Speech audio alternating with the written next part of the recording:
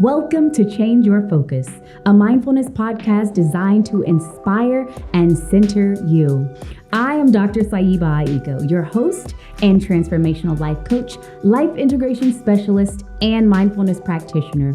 As a sickle cell warrior, my journey to educate myself on natural and holistic health practices was inspired by my personal health challenges.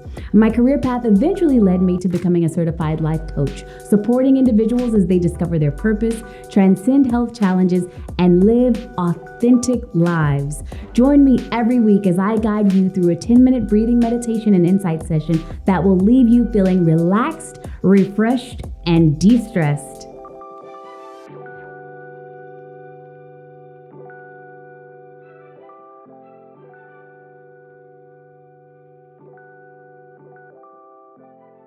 Greetings and welcome to episode 21 of Change Your Focus, a mindfulness podcast designed to inspire and center you. I am Dr. Sayiba Aiko, your host, transformational life coach, life integration specialist, and mindfulness practitioner, here to empower you to transform your life one mindful decision at a time. I also encourage you to be mindful of the products you use on and in your body, as well as the products you use around your home. Now, today's episode is about awareness. To maximize the full effects of this mindfulness practice, using stereo headphones in a safe and quiet location is highly recommended. I invite you to contemplate this quote by Chinese philosopher, author, and master of Taoism, Lao Tzu. I have three things to teach: simplicity, patience, compassion. These three are your greatest treasures. When I reflect on this quote, I ponder the words simplicity, patience, and compassion, and I also consider what I am teaching. So, let's break this up. First, simplicity. To be simple. I think of minimalism. I ask myself, how can I simplify my life? How can I make life less complicated for myself and others? I think about the atomic habits I practice that set me up to win each day and make life a little more simple. If you aren't familiar with Atomic Habits by James Clear, another one of my favorite books, you must read it. So, back to these habits. I add a level of ease and flow to my day by using these atomic habits. So, many of them consist of preparation.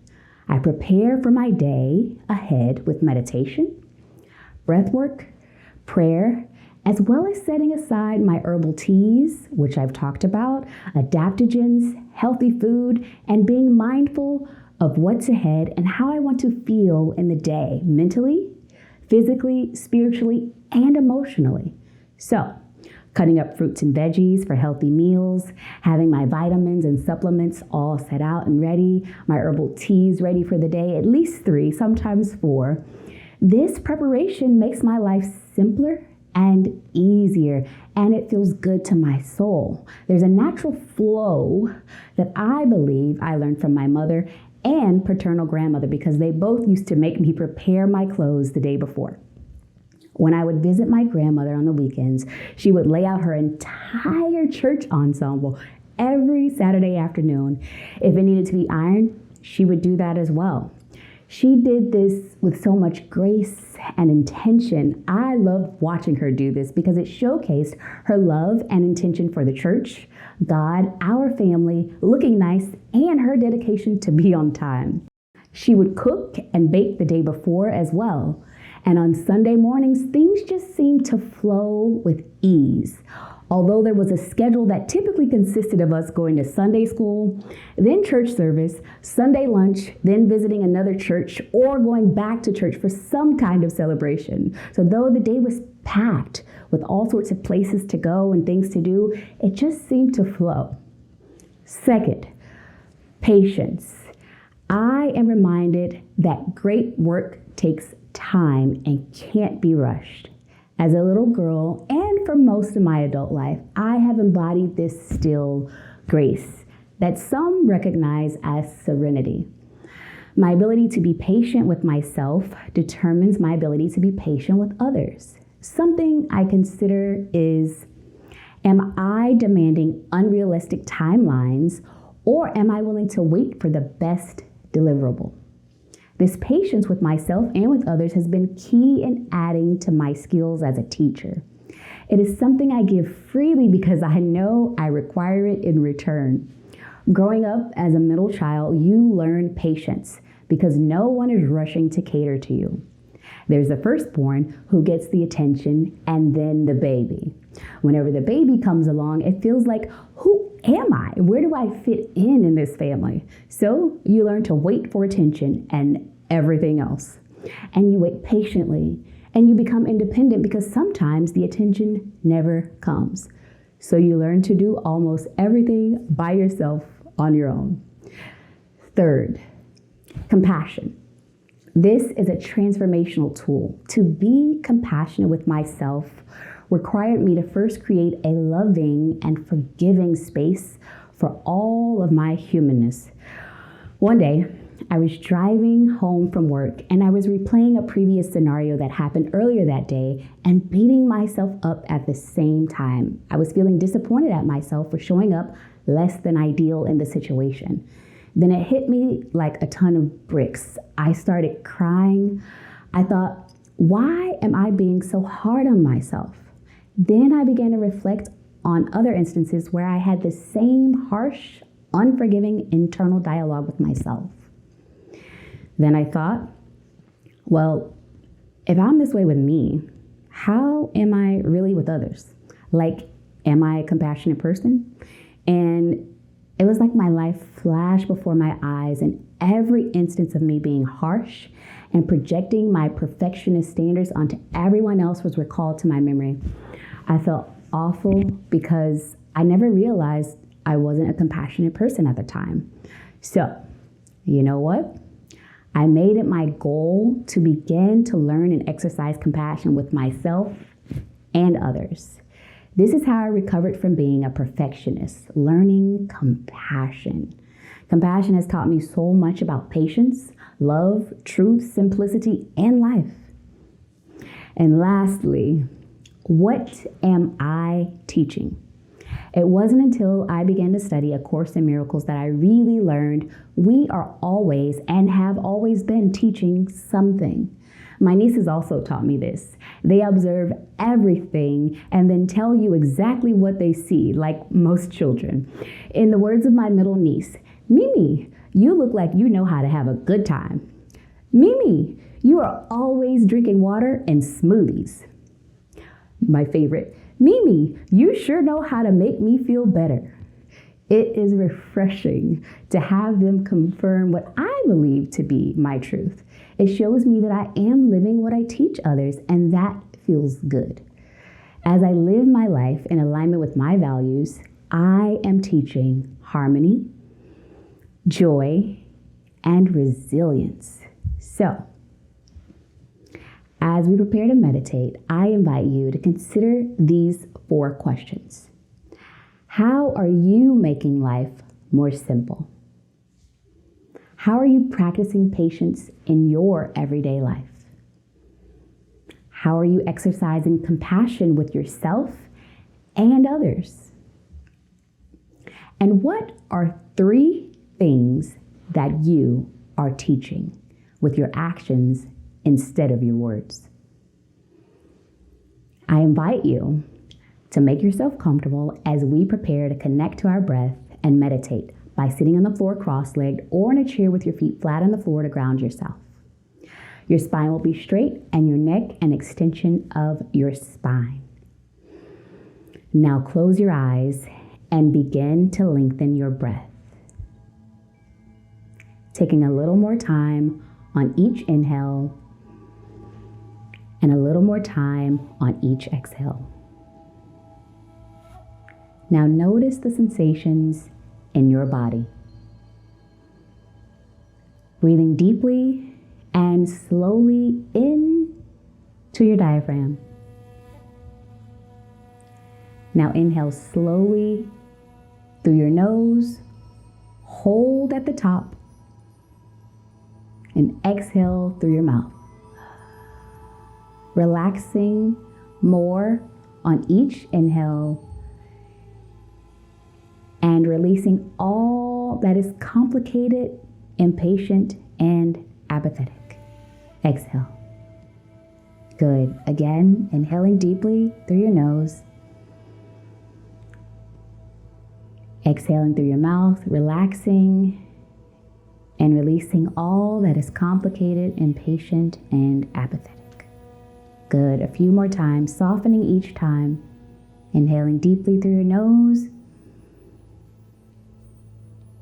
Exhaling through your mouth. Soften your heart. Inhaling deeply. Exhaling slowly. Soften your mind. Inhaling deeply. And exhaling slowly. Soften your body.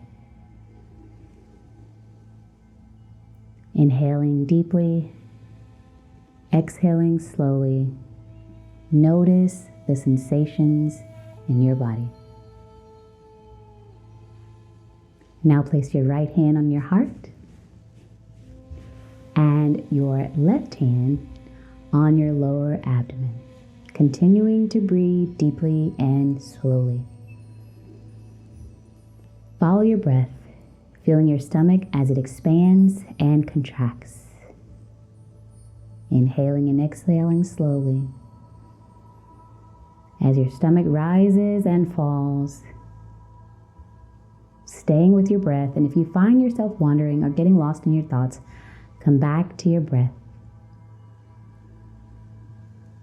Inhale simplicity. Exhale complication. Again, inhale simplicity. Exhale complication. One last time, inhaling simplicity and exhaling complication. Now let's inhale patience and exhale impatience, letting it go. Inhale patience, exhaling impatience. And one last time, inhaling patience and exhaling all that is impatient within. Good. Now we are inhaling compassion and exhaling apathy. Again, inhaling compassion, exhaling apathy. And one more time, inhaling compassion and exhaling apathy. Good. Continue following your breath, inhaling slowly and deeply and exhaling slowly. And notice the sensations in your body.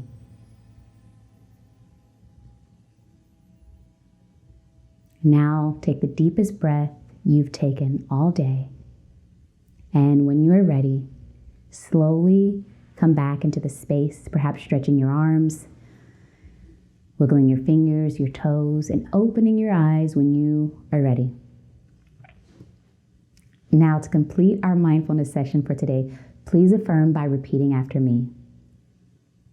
My life is made simple by exercising compassion and patience. Good.